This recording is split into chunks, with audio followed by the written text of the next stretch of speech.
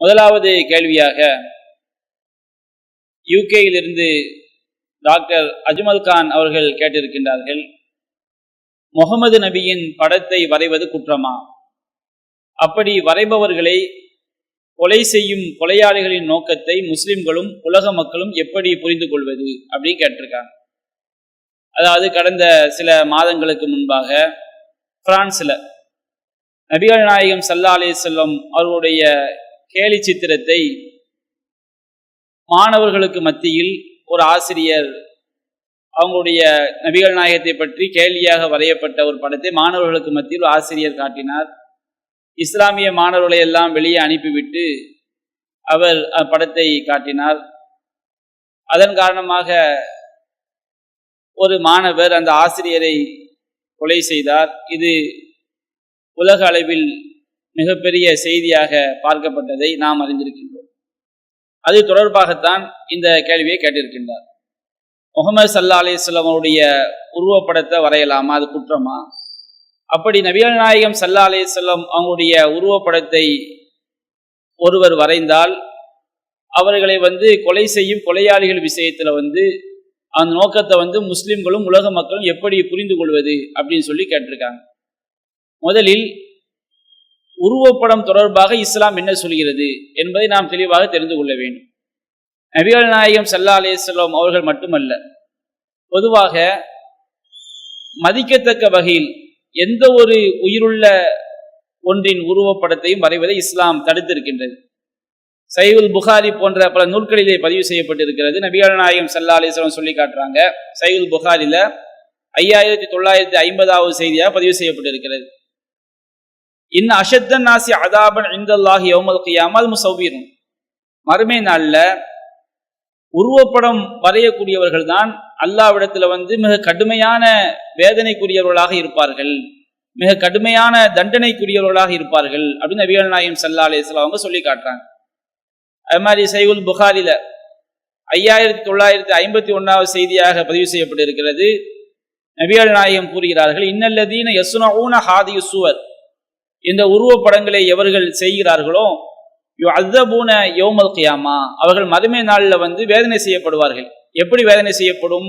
யுகாலு லஹும் அஹ்யூ மா ஹலக்தும், நீங்கள் வரைந்த இந்த உருவங்களுக்கு நீங்கள் உயிரூட்டுங்கள் என்று சொல்லி அவங்களுக்கு என்ன செய்யப்படும்?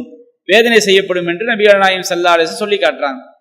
இவ்வாறு பொதுவாக எந்த உயிருள்ள எந்த ஒன்றினுடைய உருவப்படத்தை வரைவதையுமே இஸ்லாம் என்ன செய்கிறது? தடை செய்கிறது. மதிப்பில்லாத வகையில பயன்படுத்தக்கூடியதாக இருந்தால் அதை உருவமாக வரைந்து கொள்வது தவறில்லை என்பதற்கு சில ஆதாரங்கள் இருக்கிறது. அதுபோல சிறிய அளவிலான உருவங்களாக இருந்தால் அதற்கும் மார்க்கத்து அனுமதி உள்ளது என்பதற்கு ஆதாரம் இருக்கிறது. மார்க்கம் எதை அனுமதித்திருக்கிறதோ அதை தவிர உயிருள்ள எந்த ஒன்றினுடைய உருவப்படங்களையும் வரைவதையும் இஸ்லாம் என்ன செய்கிறது? தடை செய்கிறது. மதிக்கத்தக்க வகையில வைக்கக்கூடிய வகையில் எந்த ஒன்றுடைய உருவப்படத்தையும் என்ன செய்யக்கூடாது? வரைவது கூடாது என்று இஸ்லாத்துடைய நிலைப்பாடு. அது மட்டுமல்லாமல் இவன் நபிகள் நாயகம் ஸல்லல்லாஹு அலைஹி வஸல்லம் அவங்களுக்கு உருவப்படம் வரையலாமா அப்படின்னு நாம் எடுத்துக்கொண்டால், பொதுவாக ஒருவருடைய உருவத்தை படமாக வரைய வேண்டும் என்று சொன்னால் அவருடைய தோற்றம் நமக்கு தெரிந்திருக்க வேண்டும். இப்ப நபிகள் நாயகம் ஸல்லல்லாஹு அலைஹி வஸல்லம் அவர்களை நேரில் பார்த்த யாராவது இருக்கிறார்களா? அவர்களை நேரில் பார்த்த யாராவது சிலையாகவோ படமாகவோ வரைந்து வைத்திருக்கிறார்களா? இந்த உலகத்துல படமோ சிலையோ இல்லாத ஒரே தலைவர், உலகத்தில் உள்ள பல கோடிக்கணக்கான முஸ்லிம் நேசிக்கக்கூடிய ஒரே தலைவர் நபிகள் நாயகம் ஸல்லல்லாஹு அலைஹி வஸல்லம் அவங்க தான். அவங்களுக்கு எந்த ஒரு உருவ சிலையும் கிடையாது, உருவ படமும் கிடையாது. அமெரிக்காவில் கூட சில வருடங்களுக்கு முன்பாக நபிகள் நாயகத்துடைய உருவச்சிலையை வைக்க வேண்டும் என்ற ஏதோ ஒரு காரணத்திற்காக உருவச்சிலை வைக்க வேண்டும் என்று சூழ்நிலை வந்த போது முஸ்லிம்கள் எல்லாம் அதை எதிர்த்தார்கள். அப்ப நபிகள் நாயகம் ஸல்லல்லாஹு அலைஹி வஸல்லம் அவர்கள் எப்படி இருப்பார்கள், அவருடைய உருவம் எப்படி இருக்கும் என்று அதை யாரும் வரைந்திருக்கவில்லை. யாரும் அவர்களை பார்த்தவர்கள் யாரும் அதை சொல்லவில்லை. அப்படி இருக்கும்போது நபிகள் நாயகம் ஸல்லல்லாஹு அலைஹி வஸல்லம் அவங்களுக்கு எப்படி உருவப்படம் வரைய முடியும்? இஸ்லாம் என்ன சொல்லி காட்டுகிறது? நபிகள் நாயகம் ஸல்லல்லாஹு அலைஹி வஸல்லம் அவர்களை பற்றி அவர்கள் தொடர்பாக நாம் ஒரு பொய்யை சொல்வோம் என்று சொன்னால் அவனுடைய இருப்பிடம் நரகம் என்று நபிகள் நாயகம் ஸல்லல்லாஹு அலைஹி சொல்லி காட்டுறாங்க. நபிகள் நாயகம் சொல்றாங்க, இன்ன கதிபன் அலைய லைஸக கதிபின் அலா அஹதின், என் மீது யார் பொய் சொல்கிறானோ மற்ற எந்த ஒருவர் மீதும் பொய் சொல்வதை போன்று என் மீது பொய் சொல்வது இல்லை. மற்ற யார மீதே நம்ம பொய் சொல்றோம், அது பாவம். அதை விட மிகப்பெரிய பாவம் எது? நபிகள் நாயகம் ஸல்லல்லாஹு அலைஹி வஸல்லம் அவர்கள் மீது பொய்யாக ஒன்றை சொல்வது. மன் கதப அலைய முத்தஅம்மிதன் ஃபலியதபவ்வ மக்அதஹு மினன் நார். என் மீது எவன் வேண்டுமென்றே ஒரு பொய்யை புனைந்து கூறுகிறானோ அவன் தன்னுடைய இருப்பிடத்தை நரகமாக்கி கொள்ளட்டும். நபிகள் நாயகம் ஸல்லல்லாஹு அலைஹி வஸல்லம் அவர்கள் தொடர்பாக எந்த ஒரு பொய்யையும் நாம் புனைந்து கூறுவது கூடாது, மதிக்கத்தக்க வகையில் இருந்தாலுமே. நபிகள் நாயகம் ஸல்லல்லாஹு அலைஹி வஸல்லம் அவர்கள் மீது அவர்களுக்கு புகழ் உண்டாக்குவதற்காக அவங்க சொல்லாத ஒன்றை நாம சொல்கிறோம் என்று வைத்துக் கொள்ளுங்கள். அது நபிகள் நாயகம் ஸல்லல்லாஹு அலைஹி வஸல்லம் அவர்கள் மீது சொல்லப்பட்ட பொய்யாக இருக்கும் என்று சொன்னால் அது அவனுடைய இருப்பிடம் நரகம். அது நபிகள் நாயகத்தின் மீது பொய்யை இட்டுக்கட்டி கூறுவது, அல்லாஹ்வின் மீது பொய்யை இட்டுக்கட்டி கூறுவது என்ற மிகப்பெரிய பாவத்திற்கு கொண்டு போய் சேர்த்துவிடும். இப்ப நபிகள் நாயகம் ஸல்லல்லாஹு அலைஹி வஸல்லம் அவங்கள மதிக்கத்தக்க வகையில ஒரு உருவப்படத்தை வரைவதாக இருந்தாலுமே வரையக்கூடாது. என்ன காரணம்? நபிகள் நாயகத்துடைய ஒரிஜினல் உருவம் எதுவென்று நமக்கு தெரியாது. அப்ப நபிகள் நாயகத்துடைய ஒரிஜினல் உருவம் எதுவென்றே தெரியாமல் இருக்கும்போது நாம ஒரு படத்தை வரைந்து இது நபிகள் நாயகம் ஸல்லல்லாஹு அலைஹி வஸல்லம் அவங்க தான் இந்த படம் அப்படின்னு நம்ம சொந்தம் வைத்துக் கொள்ளுங்கள். அது நபிகள் நாயகத்தின் மீது அவங்க மேல ஒரு பொய்யை இட்டு கட்டியதாக அது ஆகிவிடும். அப்போ ஒரு மதிக்கத்தக்க வகையில் கூட நபிகள் நாயகம் ஸல்லல்லாஹு அலைஹி வஸல்லம் அவங்க நம்ம என்ன செஞ்சிடக்கூடாது, பொய்யை சொல்லக்கூடாது. அது மிக பயங்கரமான ஒரு பாவம். அப்ப திருவள்ளுவர் எப்படி இருப்பானே தெரியாது. திருவள்ளுவருக்கு உருவம் என்ன செஞ்சாங்க, கொடுத்தார்கள். கலைஞர் அவர்கள் தான் அந்த உருவப்படத்தை கூட அவங்க தீர்மானித்தார்கள் என்று உடனே செய்யப்படுகிறது, சொல்லப்படுகிறது.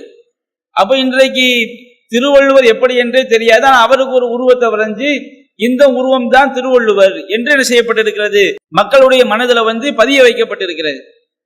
ஆனால் நபிகள் நாயகம் ஸல்லல்லாஹு அலைஹி வஸல்லம் அவங்களுக்கு நம்ம அப்படி செய்ய முடியுமா? நபிகள் நாயகம் ஸல்லல்லாஹு அலைஹி வஸல்லம் அவங்களுக்கு நாம உருவப்படத்தை வரைந்தோம் என்று சொன்னால் அது அவங்க மேல பயங்கரமான பொய்யை இட்டு கட்டியதாக ஆகிவிடும். நபிகள் நாயகத்தை பற்றி அவங்களுடைய முகத்தோற்றம் எப்படி இருக்கும், நெற்றி எப்படி இருக்கும், அவங்களுடைய ஒவ்வொரு அங்க அவயங்களை பற்றி இருந்தாலும் நாம அந்த வர்ணனைகளை எல்லாம் வைத்துக்கொண்டு ஒரு தோற்றத்தை வரைந்தாலும் அதுதான் நபிகள் நாயகம் ஸல்லல்லாஹு அலைஹி வஸல்லம் அவர்கள் என்று நாம் உறுதியாக சொல்ல முடியுமா? கண்டிப்பா செய்ய முடியாது. நேரில் பார்க்காத யாருமே இதுதான் நபிகள் நாயகத்துடைய தோற்றம் என்று உறுதியாக சொல்ல முடியாது. அப்ப நபிகள் நாயகத்திற்கென்று அவங்களை மதிப்பதற்காக நாம் ஒரு உருவப்படத்தை வரைந்தால் கூட அது நபிகள் நாயகம் ஸல்லல்லாஹு அலைஹி வஸல்லம் அவர்கள் மீது மிகப்பெரிய ஒரு பொய்யை இட்டுக்கட்டியதாக ஆகிவிடும். அது மட்டுமல்லாமல் மதிக்கத்தக்க வகையில் எந்த ஒரு உருவப்படத்தையும் வரைவதை நபிகள் நாயகம் ஸல்லல்லாஹு அலைஹி வஸல்லம் செஞ்சிருக்கிறாங்க, தடுத்திருக்கிறாங்க. அப்ப நபிகள் நாயகம் ஸல்லல்லாஹு அலைஹி வஸல்லம் அவங்களுக்கு உருவப்படம் வரைதல் என்பது அது மார்க்கத்துடைய ஆதாரங்கள் அடிப்படையில் மிக பயங்கரமான ஒரு குற்றம் என்பதை நாம் விளங்கிக் கொள்ள வேண்டும். அதுபோன்று இப்ப நபிகள் நாயகம் ஸல்லல்லாஹு அலைஹி வஸல்லம் அவங்களை மதிக்கத்தக்க வகையில் கூட உருவப்படங்கள் வரையக்கூடாதுன்னு சொல்லும் போது நபிகள் நாயகம் ஸல்லல்லாஹு அலைஹி வஸல்லம் அவங்களை இழிவுபடுத்தக்கூடிய வகையில உருவப்படங்கள் வரைதல் என்பதை ஒருபோதும் எந்த ஒரு முஸ்லிம் செய்ய மாட்டான். மற்றவர்கள் செய்வதையும் ஒரு முஸ்லிம் என்ன செய்ய முடியாது, மனதளவுல ஏற்றுக்கொள்ள முடியாது. நபிகள் நாயகத்தை மதிக்கக்கூடிய வகையில கூட உருவப்படம் வரையக்கூடாது எனும் போது நபிகள் நாயகத்துக்கு ஒரு உருவத்தை கற்பித்து அவர்களை இழிவுபடுத்தக்கூடிய வகையில ஒரு உருவப்படத்தை வரைகிறார் என்று சொன்னால் அதை நாம் ஆமோதிக்கிறோம் என்று சொன்னால் அது நம்முடைய ஈமான்ல என்ன செஞ்சிடும், பாதிப்பை உண்டாக்கிவிடும். என்ன காரணம்? சூரத்துல் அஹ்ஸாப்ல அல்லாஹ் சொல்லி காட்டுகின்றான் 33வது அத்தியாயம் 6வது வசனத்துல, அந்நபியு அவுலா பில் மூமினீன மின் அன்ஃபுஸிஹிம். இந்த நபி இறை நம்பிக்கையாளர்களுக்கு அவருடைய உயிரை விட மேலானவர் என்று அல்லாஹ் குறிப்பிடுகின்றான். நம்முடைய உயிரை விட மேலாக நாம் என்ன செய்ய, நபிகள் நாயகம் ஸல்லல்லாஹு அலைஹி வஸல்லம் அவர்களை நேசிக்க வேண்டும். மற்றொரு ஹதீஸில் வருகிறது, நபிகள் நாயகம் சொல்றாங்க, லா யூமின் அஹதுக்கும் ஹத்தா அகூன அஹப்ப இலைஹி மின் வாலிதிஹி வ வலதிஹி வன்னாஸ் அஜ்மஈன். உங்களுடைய பெற்றோர்களை விடவும் உங்களுடைய பிள்ளைகளை விடவும் உலக மக்கள் அனைவரை விடவும் நீங்கள் என்னை நேசிக்காதவரை நீங்கள் ஈமான் கொண்டவர் ஆக முடியாது என்று நபிகள் நாயகம் ஸல்லல்லாஹு அலைஹி வஸல்லம் சொல்லி காட்டுறாங்க. அப்ப நபிகள் நாயகம் ஸல்லல்லாஹு அலைஹி வஸல்லம் அவர்களை நேசித்தல் என்பது இஸ்லாத்துல மார்க்கத்துல மிக முக்கியமான ஒரு அடிப்படை. நபிகள் நாயகத்தை நேசிக்காத ஒருவன் என்ன செய்ய முடியாது, உண்மையான மூமினாக ஆக முடியாது. அப்ப நபிகள் நாயகம் ஸல்லல்லாஹு அலைஹி வஸல்லம் அவர்கள் மீது நாம் நேசம் வைத்திருப்பது உண்மை என்று சொன்னால் ஒருவன் நபிகள் நாயகம் ஸல்லல்லாஹு அலைஹி வஸல்லம் அவர்களை இழிவுபடுத்தி உருவப்படம் வரைவதை ஒரு மூமினுடைய உள்ளம் என்ன செய்ய முடியாது, ஒருபோதும் ஏற்றுக்கொள்ள முடியாது. அதை நாம ஆதரிக்கவும் முடியாது. இப்ப நபிகள் நாயகம் ஸல்லல்லாஹு அலைஹி வஸல்லம் அவங்களை இழிவுபடுத்தி என்ன செய்யறாங்க, ஒரு உருவ கார்ட்டூன் வரைகிறாங்க. இவங்க விஷயத்துல நாம எப்படி நடந்து கொள்வது என்பதை நாம் என்ன செய்யணும், மிக தெளிவாக விளங்கிக் கொள்ள வேண்டும். இப்ப நபிகள் நாயகம் ஸல்லல்லாஹு அலைஹி வஸல்லம் அவங்கள கேலி செய்யறது அது பயங்கரமான குற்றம் என்று நாம சொல்றோம். நபிகள் நாயகம் ஸல்லல்லாஹு அலைஹி வஸல்லம் அவங்க உயிரோடு வாழும் போதே அல்லாஹையும் அல்லாஹ்வுடைய தூதரையும் பலரும் என்ன செய்திருக்கின்றார்கள், கேலி செய்திருக்கின்றார்கள், பரிகாசம் செய்திருக்கின்றார்கள். நாம திருமறை குர்ஆன்ல பார்க்கிறோம். மக்காவுடைய வாழ்க்கையில நபிகள் நாயகத்தை பைத்தியக்காரர் என்றார்கள், சூனியக்காரர்கள் என்றார்கள், கவிஞர் என்று சொன்னார்கள், பொய்யர் என்று சொன்னார்கள். இப்படி பல்வேறு விதமான விமர்சனங்களை, நபிகள் நாயகத்தை இழிவுபடுத்தக்கூடிய வார்த்தைகளை எதிரிகள் செய்யத்தான் செய்தார்கள். அப்ப நபிகள் நாயகம் ஸல்லல்லாஹு அலைஹி வஸல்லம் அவங்க மக்காவுடைய வாழ்க்கையில இஸ்லாத்திற்கு எதிரானவர்கள் நபிகள் நாயகம் ஸல்லல்லாஹு அலைஹி வஸல்லம் அவர்களை பல்வேறு விதமாக கேலி செய்யும் போதும் பரிகசிக்கும் போதும் முஸ்லிம்கள் எப்படி நடந்து கொண்டார்கள்? அவங்க விஷயத்துல அவர்களுக்கு பலமில்லாத ஒரு காரணத்தினால இவர்கள் பரிகசிக்கிறார்களோ அவர்கள் மீது அரசு ரீதியாக நடவடிக்கை எடுக்க முடியாத ஒரு காலகட்டத்தில் அவர்கள் பொறுமையைத்தான் மேற்கொண்டார்கள் என்பதை நாம் பல்வேறு வசனங்கள் மூலமா செய்ய முடிகிறது. திருமறை குர்ஆன்ல பார்க்க முடிகிறது. திருமறை குர்ஆன்ல 9வது அத்தியாயத்துல 65வது வசனத்தை அல்லாஹ் சொல்லி காட்டுகின்றான். வலையின் சஅல்தஹும் லயகூலுன்ன இன்னமா குன்னா நகூலு வ நலஅபு. முனாஃபிகீன்கள்ட்ட போய் கேட்டா நீ ஏன்பா இந்த மாதிரி இருக்கிறீங்கன்னு சொல்லும் போது நாங்கள் அரட்டை அடித்துக் கொண்டும் விளையாடி கொண்டிருந்தோம் அப்படின்னு சொல்லுவாங்க. அல்லாஹ்வுடைய வசனங்களை கேலி செஞ்சுக்கிட்டு நபிகள் நாயகத்தை கேலி செய்து கொண்டு அவங்க என்ன செஞ்சாங்க இருந்தாங்க. அப்ப ஏன்டா இப்படி செய்றீங்கன்னு சொல்லும்போது நாங்க சும்மா தமாசுக்கு நாங்க செஞ்சோம், அரட்டை அடித்துக் கொண்டு நாங்க செஞ்சோம், விளையாட்டுக்காக செஞ்சோம் அப்படின்னு சொன்னாங்க. அப்போ அல்லாஹ் கேட்கின்றான், பில்லாஹி வ ஆயாத்திஹி வ ரசூலிஹி குன்தும் தஸ்தஹ்சிஊன். அல்லாஹ்வையும் அல்லாஹ்வுடைய வசனங்கள் விஷயத்திலும் அவனுடைய தூதரையுமா நீங்கள் பரிகசித்துக் கொண்டிருக்கின்றீர்கள். அப்ப அல்லாஹ் ரப்புல் ஆலமீன் நபிகள் நாயகம் வாழும் போதே ஒரு குரூப் என்ன செஞ்சிருக்கிறாங்க, அல்லாஹ்வை கேலி பண்ணியிருக்கிறாங்க, அல்லாஹ்வுடைய வசனங்களை பரிகசித்திருக்கின்றார்கள், நபிகள் நாயகம் ஸல்லல்லாஹு அலைஹி வஸல்லம் அவர்களை கேலி செய்திருக்கின்றார்கள். பயங்கரமான பாவமாக திருமறை குர்ஆன் சொல்லி காட்டுகிறது. அல்லாஹ் கூறுகின்றான், அதை தொடர்ந்து லா தஅததிரு, நீங்கள் அல்லாஹ் ரப்புல் ஆலமீன் அல்லாஹ்வுடைய தூதர் இவங்களை கேலி செய்யறதுக்கு எந்த விதமான சப்பை கட்டும் நீங்கள் கட்டாதீர்கள். அது கஃபர்த்தும் பாத ஈமானிக்கும், நீங்கள் நம்பிக்கை கொண்ட பிறகு நீங்கள் காஃபிர்களாகி விட்டீர்கள் என்று அல்லாஹ் சொல்லி காட்டுறான். முனாஃபிகீன்கள் நபிகள் நாயகத்தை கேலி செய்யும் போது அதை குஃபுர் என்று அல்லாஹ் சொல்லி காட்டுகின்றான். அல்லாஹ்வையும் அல்லாஹ்வுடைய வசனங்களையும் அல்லாஹ்வுடைய தூதரையும் பரிகாசம் செய்யும் போது அது இறை மறுப்பு என்று திருமறை குர்ஆன் குறிப்பிடுகிறது. அப்போ நபிகள் நாயகத்தை பரிகசித்தல் என்பது அது உருவப்படம் வரைந்து பரிகசித்தாலும் சரி, அது வேறு ரீதியில் அவங்களை கேலி செய்தாலும் சரி, அது இஸ்லாத்தை விட்டு வெளியேற்றக்கூடிய காரியம். ஒரு மூமின் செய்யக்கூடாது, செய்தால் அவன் இஸ்லாத்தை விட்டு வெளியேறி விடுவான். அதே நேரத்தில் ஒரு முஸ்லிம் அல்லாதவர்கள் செய்வதை மன செய்ய முடியாது, ஏற்றுக்கொள்ள முடியாது. இப்போ ஒரு முஸ்லிம் அல்லாதவர் நபிகள் நாயகம் ஸல்லல்லாஹு அலைஹி வஸல்லம் அவங்களை பரிகசித்தால் நாம் எப்படி நடந்து கொள்ள வேண்டும்? இதற்கு திருமறை குர்ஆன் தெளிவான வழிகாட்டுதல்களை நமக்கு என்ன செய்கிறது, வழங்குகிறது. ஆல இம்ரான் என்ற அத்தியாயத்தில் 3வது அத்தியாயம் 186வது வசனத்தில் அல்லாஹ் கூறுகின்றான், துபுலவுன்ன ஃபி அம்வாலிக்கும் வ அன்ஃபுசிக்கும், நீங்கள் உங்களுடைய செல்வங்களிலும் உங்களுடைய உயிர்களிலும் நீங்கள் சோதிக்கப்படுவீர்கள். வ தஸ்மஉன்ன மினல்லதீன ஊத்துல் கிதாப மின் கப்லிக்கும், உங்களுக்கு முன்னால் வேதம் வழங்கப்பட்டவர்களிடமிருந்தும். நமக்கு முன்னால் வேதம் வழங்கப்பட்டவர்கள் என்றால் யார்? யகூதிகள், நசாராக்கள், யூதர்கள், கிறிஸ்தவர்கள். இவங்க தான் நமக்கு முன்னாடி வேதம் வழங்கப்பட்ட மக்கள். வ மினல்லதீன அஷ்ரகு, இணை வைக்கக்கூடிய மக்களிடம் இருந்தும் பல தெய்வ வழிபாட்டாளர்களிடமிருந்தும் அதன் கசீரா, ஏராளமான தொல்லைகளை நீங்கள் செவியேற்பீர்கள். அவங்களுடைய காலகட்டத்தில் வேதமுடைய மக்கள், யூதர்கள், கிறிஸ்தவர்கள், அதுபோன்று பல தெய்வ வழிபாட்டாளர்கள், இவங்களிடமிருந்து ஏராளமான தொந்தரவுகளை சஹாபாக்கள் செவியேற்றார்கள். இப்படி இஸ்லாத்தை பற்றி தரக்குறைவாக விமர்சிக்கிறார்களோ, பொய்களை இட்டுக்கட்டி கூறுகிறார்களோ, நபிகள் நாயகத்தை பற்றி மிக தவறாக சித்தரித்து கூறுகிறார்களோ, இது போன்று நபிகள் நாயகம் வாழும் போதே அவங்க செய்யப்பட்டது. இஸ்லாமிய ஆட்சி இல்லாத காலகட்டத்தில், முஸ்லிம்கள் பலவீனமா இருக்கக்கூடிய காலகட்டத்தில் மிகவும் பரிகசிக்கப்பட்டார்கள். அப்பொழுது அல்லாஹ் சஹாபாக்களுக்கு என்ன சொல்கின்றான், முஸ்லிம்களுக்கு எவ்வாறு வழிகாட்டுகின்றான்?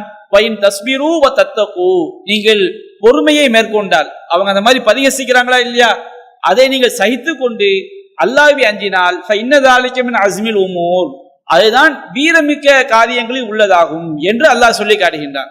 நபிகள் நாயகத்தை இழிவுபடுத்துவது, நபிகள் நாயகத்தை கேவலப்படுத்துவது பெரும் பாவமாக இருந்தாலும் அவ்வாறு செய்பவர்கள் மீது நடவடிக்கை எடுக்க முடியாத ஒரு சூழல்ல நாம இருக்கும்போது நாம பொறுமையை மேற்கொள்ள வேண்டும், இறையச்சத்தை மேற்கொள்ள வேண்டும். நாம பொறுமையா இருப்பதினால் அதை நாம ஆமோதித்து விட்டோம் என்று அர்த்தம் கிடையாது. அல்லாஹ் ரப்புல் ஆலமீன் நமக்கு ஒரு வழிகாட்டுதலை கொடுக்கிறான் என்று சொன்னால் அதுல வந்து நம்ம சமுதாயத்துக்கு நமக்கு என்ன இருக்கும், நன்மை இருக்கும். அப்ப அல்லாஹ் ரப்புல் ஆலமீன் நாம ஒரு சிறுபான்மை மக்களாக குற்றவாளிகள் மீது நடவடிக்கை எடுக்க முடியாத ஒரு சூழல்ல நாம இருக்கும் போது எவ்வாறு நடந்து கொள்ள வேண்டும்? நீங்கள் பொறுமையை மேற்கொள்ளுங்கள், அல்லாஹ்வை அஞ்சி நடந்து கொள்ளுங்கள் என்று அல்லாஹ் சொல்றான். அதுதான் வீரமிக்க காரியம் என்று அல்லாஹ் சொல்லி காட்டுகின்றான். அப்ப இன்றைக்கு பார்க்கிறோம், ஒரு இஸ்லாம் அல்லாத ஒருவர் நபிகள் நாயகம் ஸல்லல்லாஹு அலைஹி வஸல்லம் அவங்க மீது கேலி சித்திரம் வரைந்ததினால் ஒரு இளைஞர் என்ன செய்யறாரு, ஆவேசப்பட்டு மார்க்கத்துடைய வழிகாட்டுதல் என்ன இருக்கிறது என்பதை விளங்காமல் அவரை வந்து கொலை செய்து விட்டார். இன்றைக்கு உலகம் முழுவதிலும் எப்படி அறியாத மக்கள் என்ன விளங்கிறாங்க, இஸ்லாம் தீவிரவாத மார்க்கம், முஸ்லிம்கள்ட்ட வந்து சகிப்புத்தன்மை இல்லை என்று நம்முடைய மார்க்கத்தை தவறாக புரிவதற்கு, இன்னும் நபிகள் நாயகத்தை மிக தவறாக சித்தரிப்பதற்கு அது ஒரு காரணமாக அமைந்து விடுவதை பார்க்கிறோம். நாம வந்து ஒரு இயலாத ஒரு சூழலில், ஒரு பலவீனமான ஒரு சூழலில் நாம் இருக்கும் போது நாம பொறுமையை மேற்கொள்ள வேண்டும், அல்லாஹ்வை அஞ்சி நடந்து கொள்ள வேண்டும் என்றுதான் அல்லாஹ் சொல்லி காட்டுகின்றான். நபிகள் நாயகம் ஸல்லல்லாஹு அலைஹி வஸல்லம் அவங்களை வந்து பரிகசிக்கிறாங்களா இல்லையா? அவங்க அல்லாஹ் தப்பித்து விட முடியுமான்னு சொன்னா என்ன செய்ய முடியாது, தப்பித்து விட முடியாது. அதையும் திருமறை குர்ஆன் அல்லாஹ் சொல்லி காட்டுகின்றான். 33வது அத்தியாயத்தில் 57வது வசனம் அல்லாஹ் கூறுகின்றான், இன்னல்லதீன யூதூனல்லாஹ வ ரசூலஹு, யார் அல்லாஹ்வுக்கும் அல்லாஹ்வுடைய தூதருக்கும் நோவினை தருகிறார்களோ, அல்லாஹ்வுக்கு யாரும் என்ன செய்ய முடியாது, நோவினை செய்ய முடியாது. அல்லாஹ்வுக்கு எதிரான செயல்களை யார் செய்யறாங்களோ, அல்லாஹ்வுடைய தூதருக்கு யாரு நோவினை ஏற்படுத்துகிறார்களோ, லஅனஹுமுல்லாஹு ஃபித் துன்யா வல் ஆখিরা, அவர்கள் இந்த உலகிலும் மறுமையிலும் அவர்கள் அல்லாஹ் சபித்து விட்டான். வஅத்தலஹும் அதாப முஹீனா, அவர்களுக்கு இழிவுபடுத்தக்கூடிய வேதனை இருக்கிறது. நபிகள் நாயகம் ஸல்லல்லாஹு அலைஹி வஸல்லம் அவர்களை கேலி செய்தால், அல்லாஹ்வை பற்றி தவறாக விமர்சித்தால் அவங்க மீது அல்லாஹ்வுடைய சாபம் ஏற்பட்டு விட்டது. இந்த உலகிலும் அவங்களுக்கும் மறுமையில் வந்து இழிவுபடுத்தும் வேதனை அல்லாஹ் என்ன செய்திருக்கின்றான், தயார்படுத்தி வைத்திருக்கின்றான் என்று மார்க்கம் என்ன செய்கிறது, சொல்லி காட்டுகிறது. இந்த மக்காவுடைய வாழ்க்கை நீங்க எடுத்து பாருங்க. முஸ்லிம்கள் வந்து மிகவும் பலவீனமாக இருந்தார்கள். நபிகள் நாயகத்தை பற்றி கேலி செய்யப்பட்டால், அது முஸ்லிம்களுக்கு தொல்லை கொடுக்கப்பட்டால், அந்த குற்றவாளிகள் மீது நடவடிக்கை எடுக்க முடியாத ஒரு சூழல்ல இருந்தாங்க. அப்ப இஸ்லாம் அவர்களுக்கு என்ன வழிகாட்டுச்சு, நீங்க பொறுமையை மேற்கொள்ளுங்க, அது சகித்துக் கொள்ளுங்கள், பொறுமையாக இருங்கள் என்றுதான் இஸ்லாம் என்ன செஞ்சது, வழிகாட்டியது. அப்ப இன்றைக்கு ஒரு முஸ்லிம் அரசாங்கம் உள்ள நாடா இருக்குது, அங்க வந்து நபிகள் நாயகத்தை பற்றி யாராவது பரிகாசம் செய்தால் அது நாட்டு சட்டப்படி மிகப்பெரிய குற்றமாக ஆகும். குர்ஆன் சொன்ன அடிப்படையில் மிகப்பெரிய குற்றமாக ஆகி அவங்க மேல் நடவடிக்கை எடுக்கப்படும். அதை நாம குர்ஆன் சொன்னா அதை பார்க்கிறோம். அபூ தாவூதுல பதிவு செய்யப்பட்டிருக்கு. மதீனாவுல வந்து இஸ்லாமிய நபிகள் நாயகம் ஸல்லல்லாஹு அலைஹி வஸல்லம் ஆட்சி நடைபெற்ற பிறகு மதீனாவுல கஅப் இப்னு அஷ்ரஃப் என்ற ஒரு யூத கவிஞன் இருந்தான். அவன் என்ன செய்வான், நபிகள் நாயகம் ஸல்லல்லாஹு அலைஹி வஸல்லம் அவர்களையும் முஸ்லிம்களையும் இஸ்லாத்தையும் வந்து திட்டி வசை கவி பாடுவான். கவிதை ரீதியாக மோசமாக முஸ்லிம்களையும் நபிகள் நாயகத்தையும் என்ன செய்தான், அவன் வசை கவி பாடினான். அவன் வந்து முஸ்லிம்களுக்கு எதிராக மக்காவில் உள்ள குறைஷி காஃபிர்களை வந்து தூண்டி விட்டான். அப்ப நபிகள் நாயகம் ஸல்லல்லாஹு அலைஹி வஸல்லம் அவங்க என்ன செஞ்சாங்க, கஅப் இப்னு அஷ்ரஃப் என்பவன் மீது அவன் இந்த மாதிரி நபிகள் நாயகத்தை வந்து திட்டி கவி பாடியதாலும், முஸ்லிம்களுடைய எதிரிகளை மக்காவில் உள்ள காஃபிர்களை தூண்டிவிட்ட காரணத்தினாலும் அவன் மீது என்ன செஞ்சாங்க, நடவடிக்கை எடுத்தாங்க. அவனை வந்து அழிப்பதற்குரிய காரியங்களை செய்தார்கள். அப்போ ஒரு நமக்கு வந்து குற்றவாளிகள் மீது நடவடிக்கை எடுப்பதற்குரிய அதிகாரம் நமக்கு இந்த உலகத்துல இல்லாமல் இருக்கும் பொழுது, நபிகள் நாயகம் ஸல்லல்லாஹு அலைஹி வஸல்லம் அவர்களை வந்து பரிகாசமாக பேசினால் இஸ்லாம் எப்படி வழிகாட்டுகிறது, நாம பொறுமையை மேற்கொள்ளுங்க, நம்மால முடிந்தால் கையால் தடுக்க வேண்டும்.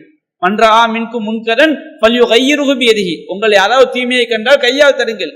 கையால் தடுப்பதற்கு சக்தி இல்லாத நிலைமையில் நாம இருந்தா ஃபபி லிசானிஹி, நாவால் நாம சொல்லலாம், இந்த மாதிரி நபிகள் நாயகம் உயிருக்கு மேலானவர், அவங்கள வந்து இந்த மாதிரி இழிவுபடுத்துவதை நாங்க பொறுத்து கொள்ள மாட்டோம், தவறு, இந்த மாதிரி செய்வதை ஒரு அரசாங்கம் என்ன செய்யக்கூடாது, அனுமதிக்க கூடாது என்று நாம் என்ன செய்யலாம், தாய்மொழியாக அந்த பாவத்தை எடுத்து பேசலாம். அதற்கும் சக்தி இல்லாத ஒரு சூழல் இருக்கும் என்று சொன்னால் நாம் மனதால் வெறுத்து ஒதுங்கி அதற்கு அந்த பாவத்தை எவர்கள் அந்த அநியாயத்தை செய்கிறார்களோ அவர்களுக்கு எதிராக என்ன செய்யலாம், அல்லாட்ட வந்து நாம முறையிடலாம். அப்ப அந்த மாதிரி இருக்கும்போது மார்க்க வழிகாட்டுதல்களை மீறி நாம சில காரியங்களை செய்யும் போது அது முஸ்லிம்களுக்கும் பெரிய பாதிப்பாக அமையும். இஸ்லாமிய மார்க்கத்தை பற்றி மற்றவர்கள் தவறாக விளங்குவதற்கு என்ன செஞ்சிடும், வாய்ப்பாக அமைந்துவிடும். அப்ப சிலர் வந்து அறியாமல் இந்த மாதிரி செயல்களை செய்தாங்க என்று சொன்னால் முஸ்லிம்கள் என்ன செய்ய முடியாது, மார்க்கத்துக்கு மாற்றமான இந்த செயல்களை ஒருபோதும் அங்கீகரிக்க முடியாது. நபிகள் நாயகம் ஸல்லல்லாஹு அலைஹி வஸல்லம் அவங்க உயிரோடு இருக்கும் போதே யூதர்கள் வந்து நபிகள் நாயகத்தை பார்த்து அஸ்ஸலாமு அலைக்கும், உங்க மீது அல்லாஹ்வுடைய சாபம் உண்டாகட்டும் அப்படின்னு சொல்லும் போது ஆயிஷா ரலியல்லாஹு அன்ஹா செய்றாங்க, அப்படியே கொந்தளிக்கிறாங்க. உங்க மேல அல்லாஹ்வுடைய கோபம் உண்டாகட்டும், அல்லாஹ்வுடைய சாபம் உண்டாகட்டும் என்று கொந்தளிக்கும் போது நபிகள் நாயகம் சொன்னாங்க, ஆயிஷாவே அலைக்கி பிர்ரிஃப்க், நீ மென்மையை மேற்கொள்ளுங்கள், பொறுமையா இருங்க. நான் அவங்களுக்கு எப்படி பதில் சொன்னேன் நீங்கள் பார்க்கவில்லையா? அந்த யூதர்கள் நபிகள் நாயகத்தை தவறான வார்த்தையை சொல்லி அவங்க சொல்லும் போது நபிகள் நாயகம் அலைக்க அப்படிங்கிறா, உங்கள் மீதும் அவ்வாறு என்ன செய்து உண்டாகட்டும்ங்கிறாங்க. ஆயிஷா ரலியல்லாஹு அன்ஹா பொறுமையா செய்றாங்க, இருக்க சொல்றாங்க. அப்ப நபிகள் நாயகம் ஸல்லல்லாஹு அலைஹி வஸல்லம் அவங்க முன்னிலையிலேயே அவங்க விஷயத்துல யூதர்கள் தவறாக நடந்து கொள்ளும் போது நபிகள் நாயகம் ஸல்லல்லாஹு அலைஹி வஸல்லம் அவங்க விஷயத்துல மென்மையாகத்தான் நடந்து கொண்டார்கள். ஒரு மன்னிக்கும் மனப்பான்மையோடு தான் அவர்கள் இருந்தார்கள். நபிகள் நாயகத்தை பற்றி ஒருவன் இழிவாக பேசுகிறான், அவனுடைய விஷயத்துல நாம சகித்து கொண்டு செல்வதனால் அவன் செய்யக்கூடிய பாவத்தை நாம் ஆதரித்தவர்களால் ஆய்விட மாட்டோம். இஸ்லாமே அதான் சொல்லுது. ஒன்று, முறையாக நாம சட்ட ரீதியாக நடவடிக்கை எடுக்கக்கூடிய இடத்தில் இருந்தால் சட்ட நடவடிக்கை எடுக்க வேண்டும். சட்ட ரீதியாக நடவடிக்கை எடுக்க முடியவில்லையா, நம்ம வாய்மொழியாக நாம் சொல்லலாம். அதற்கும் இயலவில்லை என்றால் நாம் பொறுமையாக இருந்து அல்லாஹ் நாம் என்ன செய்யலாம், பிரார்த்தனை செய்யலாம். அதனால நாம முஸ்லிம்கள் சிறுபான்மையாக வாழக்கூடிய இடங்கள்ல குற்றவாளிகளுமே நடவடிக்கை எடுக்க முடியாத ஒரு சூழல்ல நாமவே செய்திகளில் ஈடுபட்டு நடவடிக்கை எடுத்தல் என்பது அது மார்க்க அடிப்படையில் சரியான ஒரு வழிகாட்டுதல் கிடையாது. அந்த மாதிரி செய்பவர்களை உண்மையான மூமின்கள் செய்ய முடியாது. ஒருபோது நாம் ஆதரிக்கவும் கூடாது, ஆதரிக்கவும் முடியாது. மார்க்கம் என்ன செய்யவில்லை, அவ்வாறு செய்யவில்லை. எனவே இந்த விஷயத்துல நாம் அல்லாஹ்வுடைய தூதரை நேசிக்கக்கூடிய மக்களாக இருந்தால் அல்லாஹ்வும் அல்லாஹ்வுடைய தூதரும் நமக்கு இந்த விஷயத்தில் நாம் எப்படி நடந்து கொள்ள வேண்டும் என்று நமக்கு வழிகாட்டி இருக்கிறார்களோ அப்படித்தான் நாம் என்ன செய்ய வேண்டும், இந்த விஷயத்திலே நடந்து கொள்ள வேண்டும் என்பதுதான் இந்த கேள்விக்கான பதில்.